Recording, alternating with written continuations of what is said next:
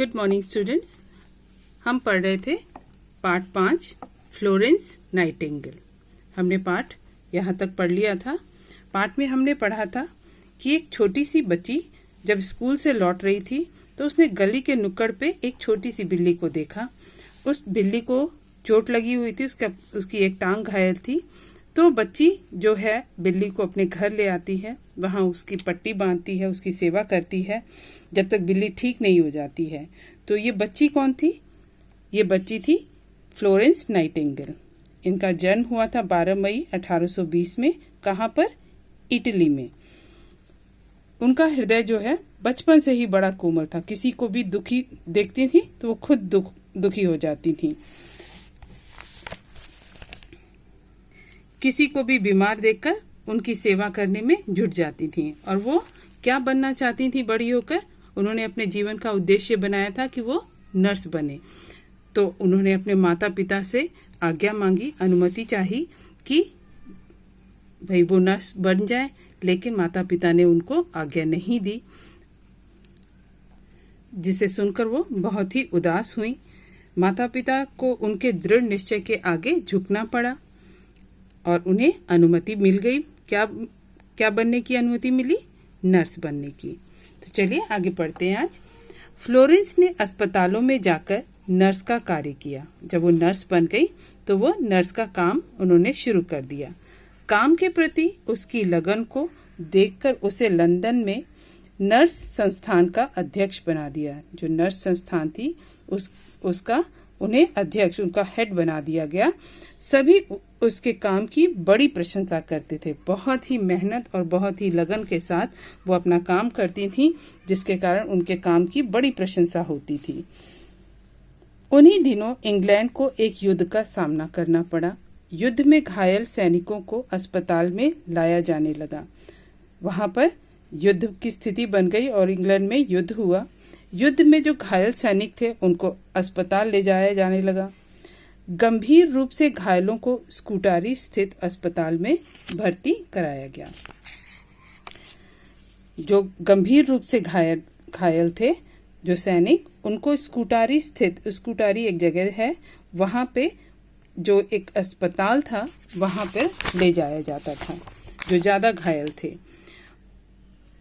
उस अस्पताल में रोगियों की देखभाल की जिम्मेदारी सरकार ने फ्लोरेंस को सौंप दी थी। उस अस्पताल में क्या था कि सारी जिम्मेदारी किसके ऊपर थी? फ्लोरेंस के ऊपर थी।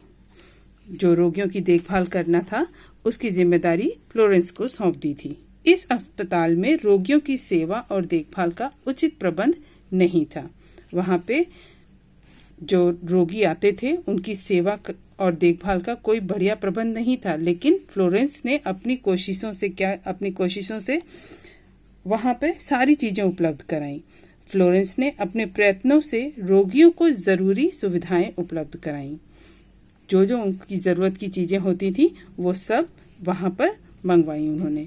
वह दिन रात रोगियों की सेवा में जुट गईं। जितने भी बीमार आए, जितने भी घायल आए, उनकी सेवा में वो दिन रात जुट गईं, लगी रहीं।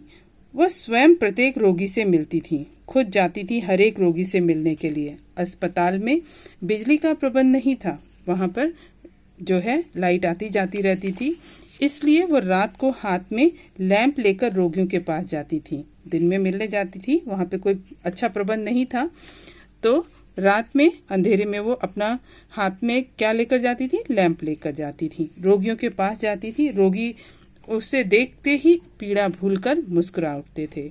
उनको देखते थे, रोज बस जाकर सबसे बातें करती थी, इतने अच्छे से बात करती थी कि लोग जो है उनको देखते ही अपनी पीड़ा, अपना दुख दर्द भूल जाते थे और उनको देखकर मुस्कुरा उठते थे। बीमार सैनिक उसे लैंप वाली देवी कहते थे। फ्लोरेंस हाथ में लैंप लेकर घूमती रहती थी, रोगियों के पास जाती थी। तो जब वो जाती थी इस तरह से मिलने, जब जाती थी तो सैनिक उनको लैंप वाली देवी के नाम से पुकारने लगे। युद्ध में घायल सभी सैनिकों को अस्पताल में लाना कठिन होता था। अब क्या था कि पहले अस्पताल लाया गया, फिर स्कूटारी के नज़दीक जो भी अस्पताल थे वहाँ भर्ती कराया गया।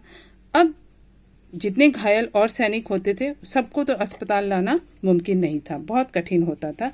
इसलिए उनकी देखभाल सैनिक शिविरों में ही की जाती थी। वहाँ जो टेंट लगे हुए थे, जहाँ जहाँ वो रुके हुए थे, उन्हीं शिविरों में उनकी देखभाल की जाने लगी। और उन शिविरों में चिकित्सा का प्रबंध बिल्कुल नहीं था।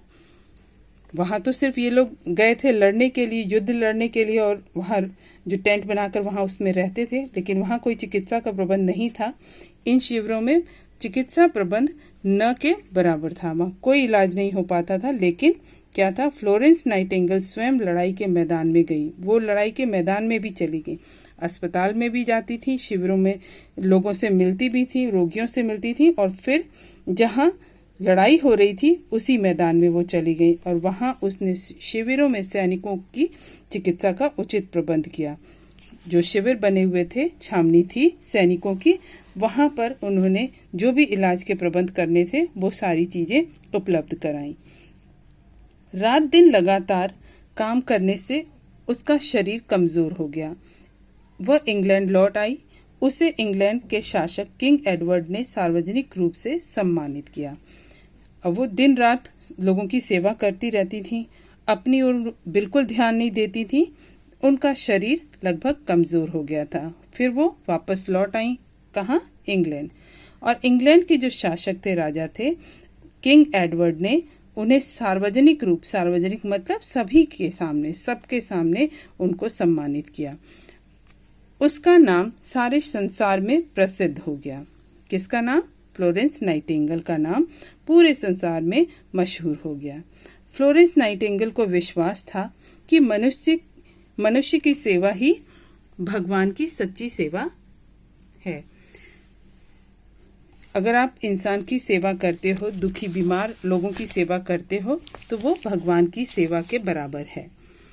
13 अगस्त 1910 को 90 वर्ष की आयु में फ्लोरेंस का निधन हो गया, यानी स्वर्गवास हो गया उनका। कहाँ पे हुआ? पार्क लेन, लंदन। पार्क लेन जो लंदन में है, वहाँ पर हुआ। फ्लोरेंस नाइटिंगेल को विश्वास था, उनका ये मानना था कि यदि मनुष्य जो है किसी बीमार या पीड़ित लोगों की सेवा करे तो वो बिल्कुल ऐसा है कि वो भगवान की सेवा के बराबर है। और वो 90 वर्ष की आयु में फ्लोरेंस का क्या हुआ? निधन हुआ। कहाँ पे? पार्क लेन, लंदन में। 13 अगस्त 1910 को 90 वर्ष की आयु में फ्लोरेंस का निधन हो गया। आज संसार में उनका नाम बड़े सम्मान से लिया जाता है। लोग उन्हें सम्मानित नज़रों से देखते हैं क्योंकि उनके इतने अच्छे काम थे। उनके जाने के बाद भी लोग उन्हें याद करते हैं। तो जीवन मूल्य क्या है यहाँ पर? हमें सदैव दूसरों की मदद के लिए तत्पर रहना चाहिए। हमें सदैव मतलब हमेशा दूसरों की, अगर किसी को आपकी मदद की ज़रूरत है तो आप उसकी मदद के लिए तत्पर रहें, तैयार रहें। ठीक, तो इस पाठ यहीं पे समाप्त हुआ। अभी आप लोगों को कॉपीज़ नहीं मिली है, जब मिल जाएंगी तो आप उसमें शब्द अर्थ लिखेंगे। ठीक है, तो जो पढ़ाया है सही उच्चारण के साथ इस पाठ को आप पढ़िए।